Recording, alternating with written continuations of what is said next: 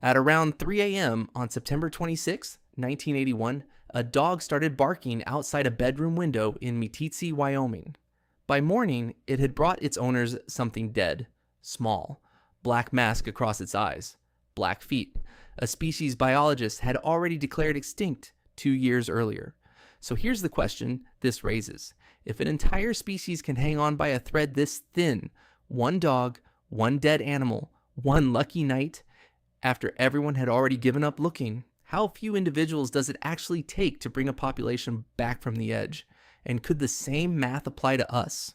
The dog's name was Shep.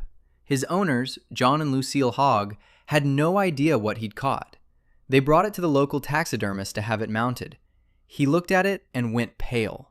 This wasn't a weasel. This was a black-footed ferret. As far as science was concerned, the black-footed ferret was gone, not endangered. Gone. Biologists had searched for the better part of a decade, found nothing, and quietly closed the file. Biologists rushed to the area and found a small colony still surviving nearby, tucked into prairie dog burrows nobody had checked. For a few years, things looked hopeful. Then, disease hit. A distemper outbreak tore through the prairie dog colonies the ferrets depended on for food and shelter, and started killing the ferrets too. Scientists realized they were about to lose the species again, this time for good. In 1985 and 86, they made an emergency call. Capture every ferret they could find before the disease finished the job. They caught 18. Just 18 animals left on the entire planet. Of those 18, only 9 successfully reproduced.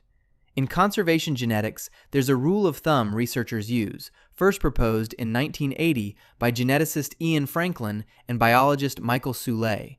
It's called the 50/500 rule. Below 50 breeding individuals, a population is expected to collapse from inbreeding within a few generations.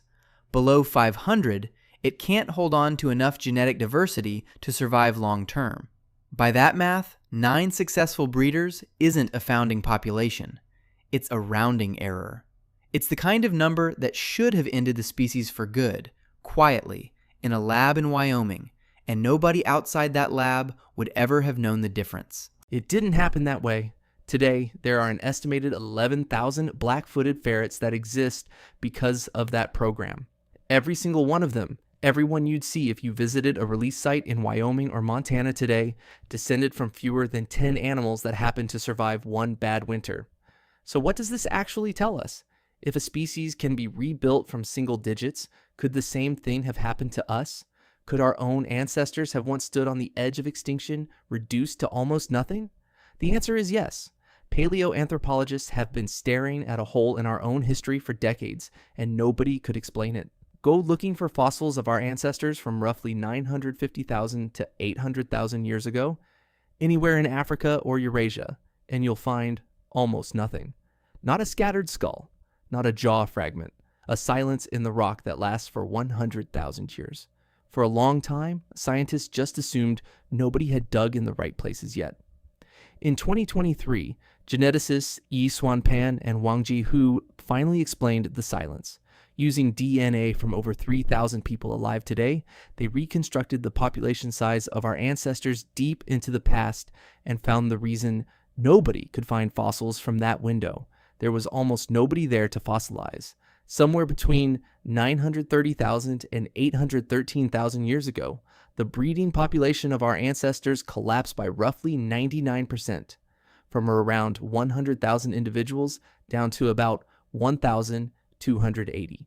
1,300 individuals. That's it. This wasn't modern humans yet. We wouldn't exist for another 600,000 years. This was the shared ancestral population that would later branch into us, into the Neanderthals, and into the Denisovans. But every single one of those branches, including ours, had to pass through this exact same waiting room first. Every person you have ever loved, every person who has ever loved you, is downstream of that number. Proportionally, it's a worse crash than the one that nearly took out the ferrets, and it didn't bounce back for over 100,000 years. Whatever happened, it wasn't quick, and it wasn't gentle. Researchers point to the climate of that era.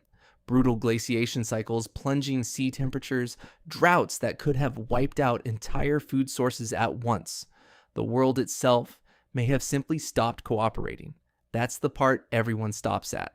Population almost hits zero, then recovers. Same story as the ferret, just older and bigger. But here's what most people don't know, and it's the part that should actually stop you. When a population gets that small, something strange becomes possible. In a group of 100,000, a weird genetic accident, like two chromosomes accidentally fusing into one, gets diluted out almost instantly. It's a fluke, a dead end, forgotten within a generation or two, buried under everyone else's genes.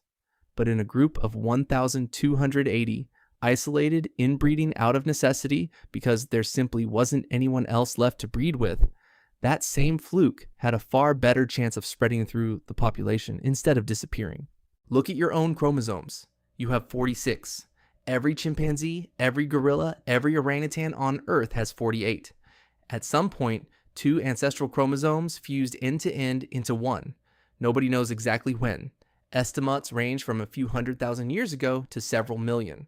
But some researchers think this narrow window, when our ancestors were down to barely over 1,000 individuals, may have been the moment it stuck for good. Not because a single mutation creates a new species on its own.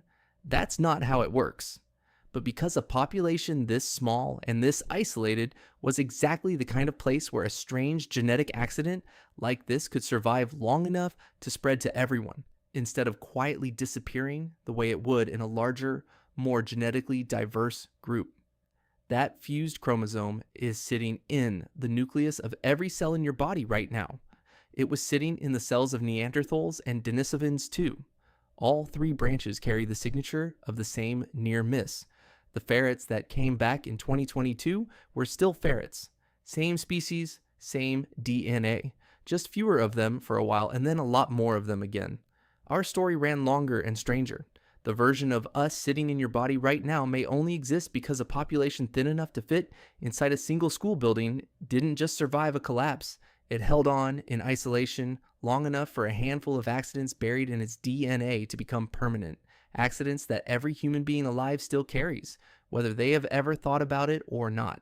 Somewhere, 900,000 years ago, there was no Shep. No dog to stumble onto the last few of us and give the lineage one more chance by accident.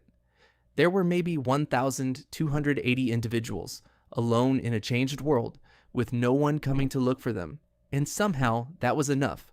So the next time someone asks how few people it would take to bring humanity back from the edge, you can tell them we don't have to guess. Something very close to that experiment already happened, without anyone meaning it to. 900,000 years ago, and modern humans weren't even the ones who survived it. It was whoever came before us, the ones who had to make it through first, so that we and the Neanderthals and the Denisovans could exist at all.